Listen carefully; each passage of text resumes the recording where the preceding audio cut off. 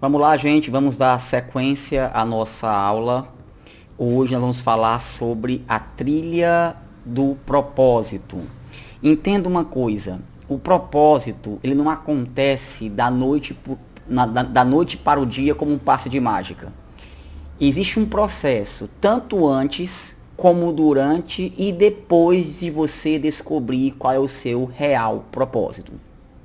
Algumas pessoas, infelizmente, ficam presas em algumas etapas, em algumas fases dessa trilha, o que impedem de alcançar de fato o propósito e posteriormente a maestria naquilo que foram chamados para fazer.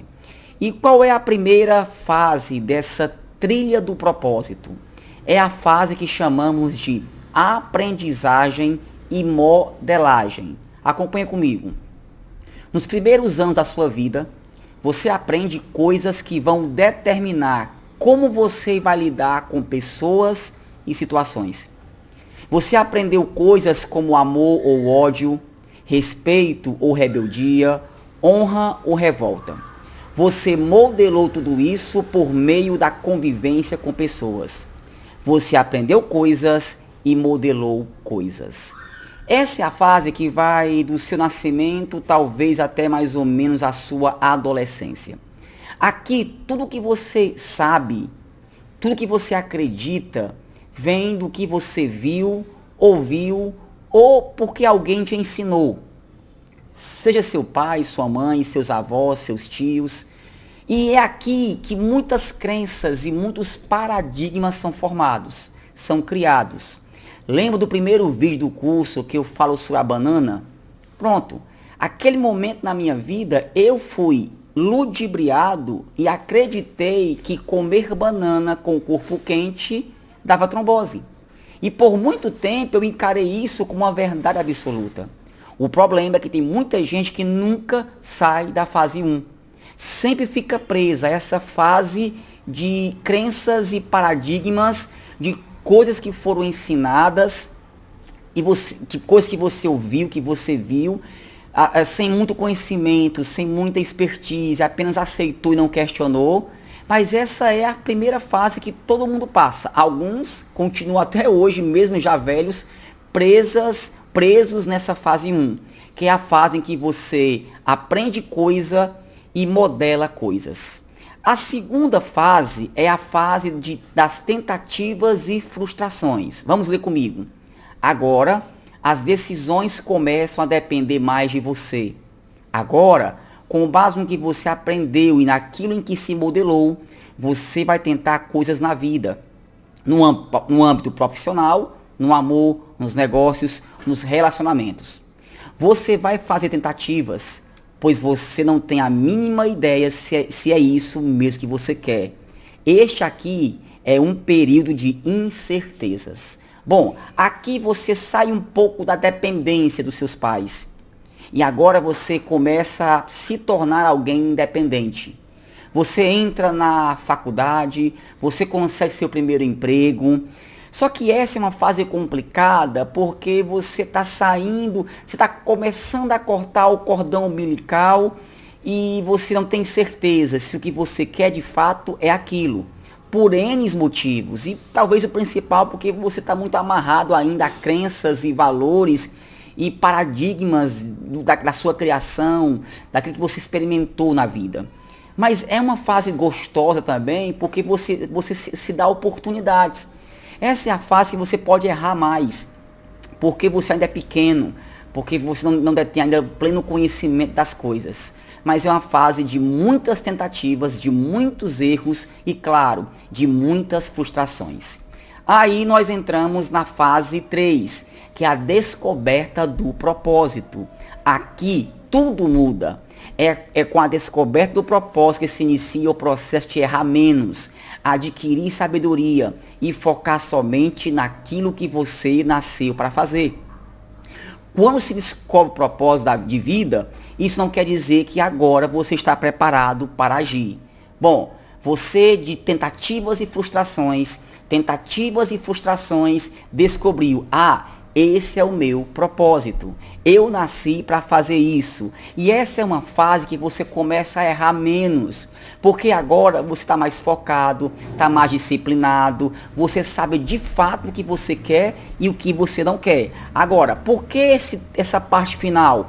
Isso não quer dizer que agora você está preparado para agir. Por quê? Porque você vai precisar entrar na fase 4, que é o aperfeiçoamento e o treinamento. Nessa fase, você terá que pagar o preço para ser polido e remodelado. Não é fácil, mas é o caminho que você tem que percorrer para prosperar e começar a ter uma vida relevante. O que vai fazer você ser escolhido pelo seu público e, principalmente, se manter de pé nos dias difíceis é o seu nível o nível do seu treinamento. Olha que bacana. Você descobriu qual é o seu propósito. Você sabe que o seu talento é tocar, é jogar futebol, é desenhar, não sei. Só que não basta apenas descobrir o propósito se você não está pronto para praticar, colocar em prática de forma deliberada o seu talento. Eu ouço muita gente se afirmar em seus talentos. Eu sou bom nisso, sou bom naquilo. Porque ele faz de forma natural. Porém, ele esquece que se ele não treinar, não se desenvolver, não praticar, ele não vai de fato fazer a diferença, ser autoridade, ser uma referência naquilo que ele faz. Você imagine o Neymar, tem um talento nato para o futebol. Se ele não treinar futebol, ele não vai ser um grande jogador.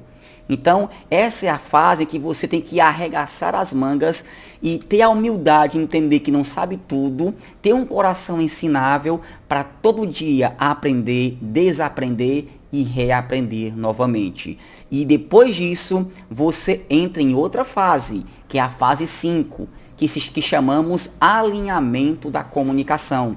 De que adianta você descobrir o seu propósito de vida e treinar para isso se não souber explicá-lo para as pessoas. Nossa comunicação nos define. Aí entra atitudes, relacionamentos, vestuário, vocabulário, tom de voz e por aí vai.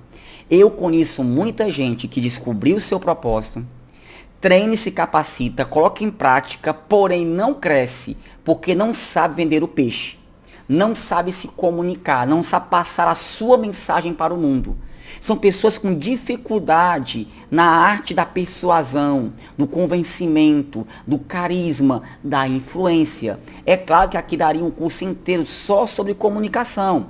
Mas entenda uma coisa, não basta você saber que nasceu para isso, treinar para aquilo e não mostrar para o mundo aquilo que você faz. Para isso, você tem que aprender a se comunicar. Não vivemos mais numa época de timidez. Ou você encara seus medos de falar em público, de se comunicar, de se relacionar, ou então você ficará preso apenas na doce ilusão de ter um propósito, de treinar aquele propósito, mas frustrado, porque não consegue dar seguimento ao seu propósito, porque você tem dificuldade na comunicação. Mas aí você conseguiu passar dessa fase. Você é um bom comunicador, se expressa bem, vende bem aquilo que você faz, aquilo que você é. Então vem a última fase. Vem a fase dos resultados. Somente depois de percorrermos todas essas fases é que passamos para a última fase, a tão desejada fase dos resultados. Depois que você se alinha, estando aperfeiçoado e treinado, os frutos começam a surgir e chamamos isso de resultado. Aqui você se transformou em uma autoridade, você é referência, você é uma sumidade, você é uma autoridade naquilo que você faz, porque agora tudo que você aprendeu, todo o processo que você passou, te deu know-how, expertise, experiência, conhecimento.